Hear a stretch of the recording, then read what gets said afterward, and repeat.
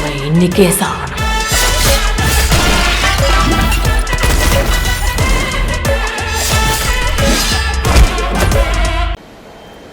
அஜித்குமார் படுகொலை வழக்கு மிகவும் உணர்ச்சிபூர்வமான ஒரு வழக்காக, தேசிய அளவில் கவனத்தை இருக்கிற ஒரு வழக்காக மாறியிருக்கிறது. அந்த வழக்கில் தொடர்புடையவர்கள், அதாவது சாட்சியங்களாக இருக்கக்கூடியவர்கள் அஞ்சும் நிலை ஏற்பட்டிருக்கிறது. நான் சென்றிருந்த போது கூட என்னிடத்தில் இந்த தகவலை பகிர்ந்து கொண்டார்கள். நீங்கள் குறிப்பிட்ட அந்த நபர்களை நான் சந்திக்கவில்லை, காணவில்லை. ஆனால் அங்கிருந்தவர்கள் அஜித்குமார் குடும்பத்திற்கே அச்சுறுத்தல் இருக்கிறது, பாதுகாப்பு வேண்டும் என்று சொன்னார்கள். எனவே தமிழ்நாடு அரசு, குறிப்பாக காவல்துறை, அஜித்குமார் குடும்பத்திற்கும் அந்த வழக்கின் சாட்சிகளுக்கும் உடனடியாக பாதுகாப்பை உறுதிப்படுத்த வேண்டும். அவர்களுக்கு ஆயுதம் தாங்கிய போலீசார் வழங்க வேண்டும் என்று கேட்டுக்கொள்கிறேன். அதேபோல அந்த திருப்பூர் அஜித்குமார் மேலே புகார் கொடுத்த அந்த நெக்கிகா தற்போது வரைக்கும் தலைமுறையில் இருக்காங்க. அவங்க மேலே இருக்குன்னு ஏற்கனவே பார்த்தீங்கன்னா அந்த வேலையை வாங்கி தரவாத மோசடி புகார்லாம் இருக்குது.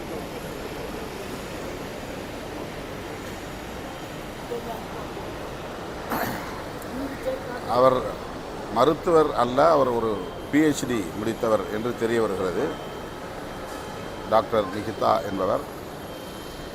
அவருடைய குடும்பத்தினர் மீதே பண மோசடி வழக்கு இருப்பதாகவும் இப்போது ஊடகங்களில் செய்திகள் வந்து கொண்டிருக்கின்றன. அவருடைய இந்த நடவடிக்கைகள் குறித்து புகார் பெற்று உரிய விசாரணை நடத்த வேண்டிய தேவை உள்ளது. அவர் அந்த கோவிலுக்கு நகையை கொண்டு வந்தாரா என்கிற சந்தேகம் இப்போது எழுப்பப்படுகிறது.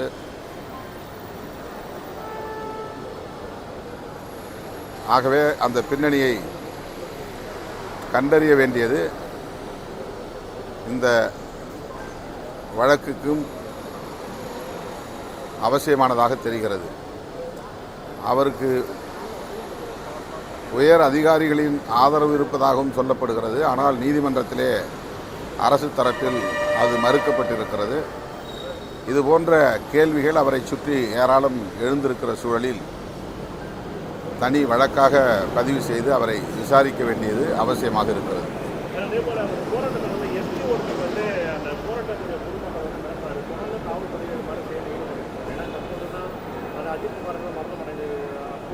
எங்கே நடந்துச்சு?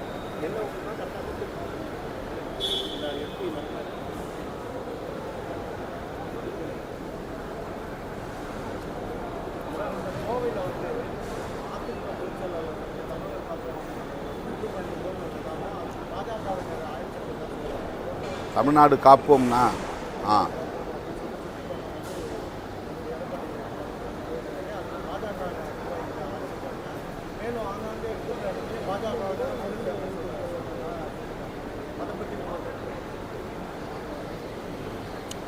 வரவிருக்கிற சட்டமன்ற பொதுத் தேர்தலை ஒட்டி அதிமுக இந்த செயல் திட்டத்தை முன்னெடுத்துள்ளது. அவருடைய தமிழ்நாடு காப்போம் பயணம் வெற்றி பெற வாழ்த்துகிறேன். ஆனால் பாஜக, RSS உள்ளிட்ட சங் பரிவார்களோடு சேர்ந்து எப்படி தமிழ்நாட்டை காப்பாற்றப் போகிறார் என்பது கேள்விக்குறியாக இருக்கிறது.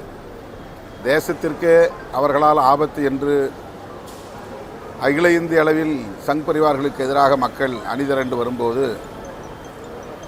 தமிழ்நாட்டை காக்க புறப்படுகிற அதிமுக தலைவர் சங்க பரிவாரங்களோடு செல்வது என்பதுதான்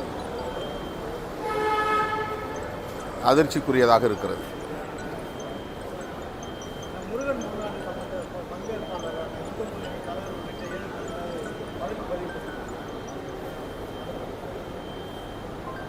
அவங்கள கைது செய்ய சொல்கிறீங்களா?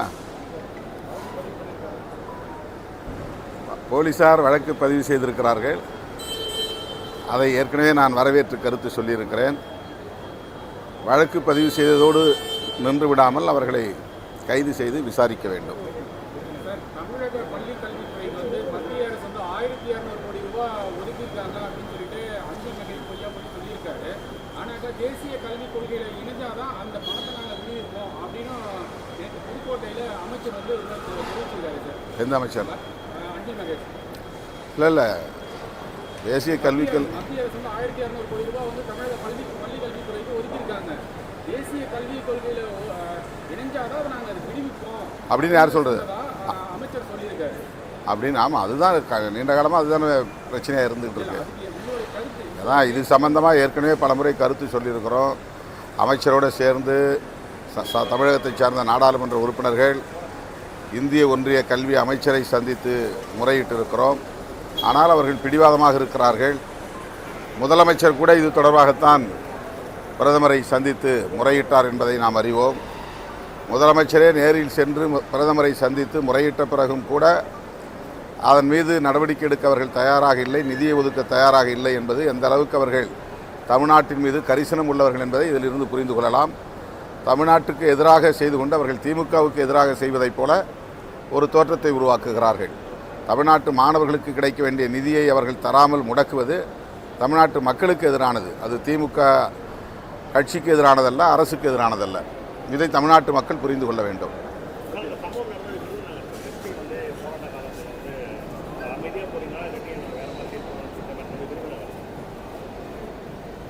ஒவ்வொரு இண்டிவிஜுவலை பற்றி நம்ம கருத்து சொல்லிகிட்டு இருக்க முடியாது. காவல்துறையில் நல்லவர்களும் உண்டு, கெட்டவர்களும் உண்டு, ஜனநாயக அணுகுமுறை உள்ளவர்களும் உண்டு, மூர்க்கமான அணுகுமுறை உள்ளவர்களும் உண்டு. காவல்துறைக்கு பொதுவாக மக்களோடு நல்ல உறவை பேணி பாதுகாக்கக்கூடிய வகையில் பயிற்சி தேவைப்படுகிறது. மக்களிடத்திலே அணுகுகிற முறை பல வன்முறைகளுக்கு காரணமாக அமைந்து விடுகிறது.